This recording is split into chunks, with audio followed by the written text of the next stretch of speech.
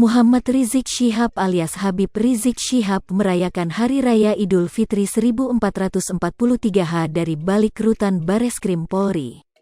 Selama menjalani masa hukuman di sel tahanan, Imam Besar Front Pembela Islam, FPI, itu disebut membimbing sejumlah tahanan menjadi mualaf. Hal tersebut diungkapkan oleh kuasa hukum Rizik Syihab, Aziz Yanuar. Bimbangan tahanan menjadi mualaf memang biasa dilakukan oleh kliennya selama ditahan di rutan Bareskrim Polri. Ada juga sepertinya, Rizik bimbing tahanan menjadi mualaf, kata Aziz saat dikonfirmasi, Rabu, tanggal 4 Mei tahun 2022. Aziz menuturkan bahwa Habib Rizik memang aktif berdakwah selama mendekam di rutan Bareskrim Polri. Bisa jadi hal itu menjadi salah satu alasan banyaknya tahanan yang memutuskan menjadi mualaf. Beliau isi hari dakwah dan menulis dan membaca. Dakwah beliau pagi kajian selepas subuh juga ada pelajaran dan pelatihan khutbah dan baca Al-Quran serta fikih, ungkap dia. Dia menuturkan Rizik juga kerap membuat lomba hafalan Al-Quran kepada para tahanan. Nantinya, kliennya akan memberikan hadiah kepada penghafal terbaik.